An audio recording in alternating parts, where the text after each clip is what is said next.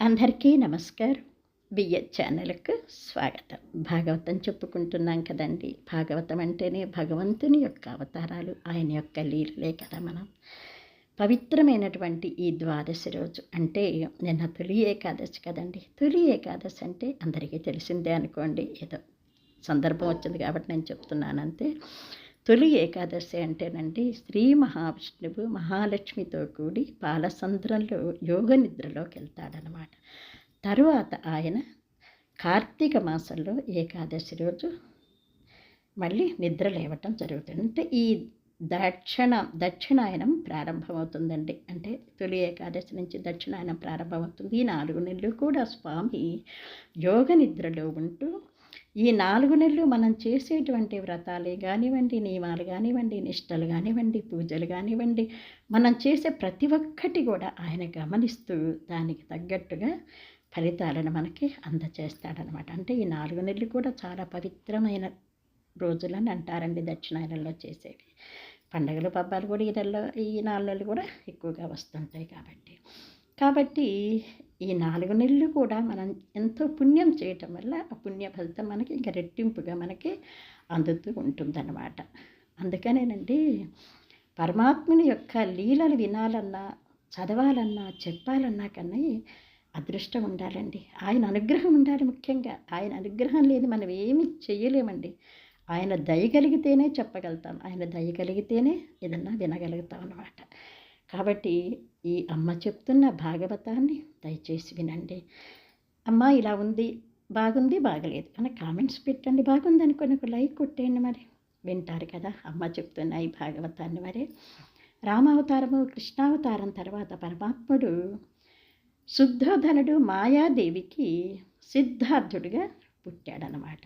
తర్వాత పెంచిన తల్లి గౌతమి ఆమె పేరు. ఆమె పెంచింది కాబట్టి ఆయన్ని గౌతముడు అయినాడండి. తర్వాత కొంచెం పెద్దవాడవుతూ ఉన్నాడండి పిల్లగాడు.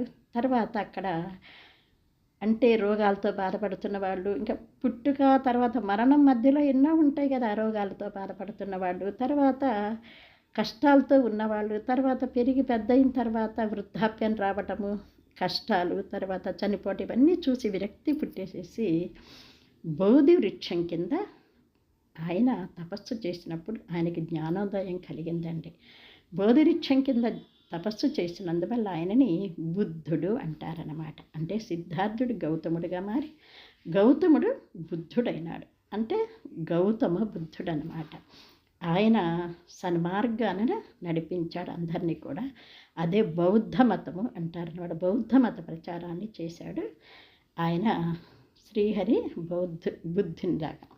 అయితే మరి శ్రీహరి యొక్క అవతారాలు కానివ్వండి, ఆయన లీలలు కానీ తెలుసుకొని తరించిన వాళ్ళు ఎవరయ్యా అంటే గాది గయాదు లిక్ష్వాకు దిలీప మాంధాతలు భీష్మ యయాతి సగర ముచుకుందైల రంతి దేవోద్దక సారస్వతోదంక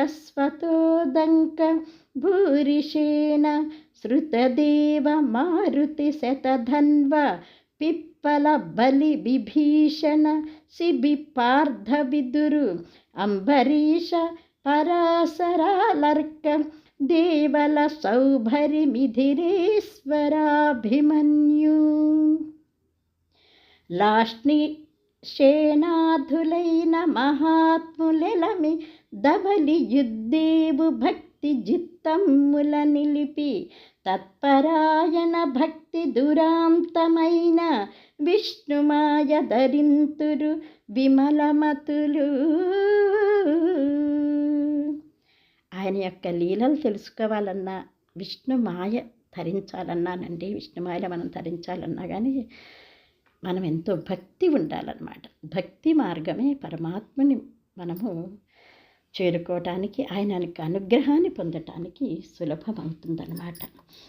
వనజాక్షు మహిమ నిత్యంబు వినితింపుచు నొరలు వగడ వినుచున్మదిలో నన్ను మోదింపుచునుండెడి జనములు ధన్మోహవసత జనురు మునీంద్ర అని బ్రహ్మదేవుడు తన కుమారుడైనటువంటి నారదుడికి చెప్పటము, ఈ నారద మహర్షి వల్ల విన్నటువంటి సుఖమహర్షి, వ్యాసకుమారుడైనటువంటి సుఖమహర్షి పరీక్షిత్తు మహారాజుకి చెప్పటం జరిగిందనమాట.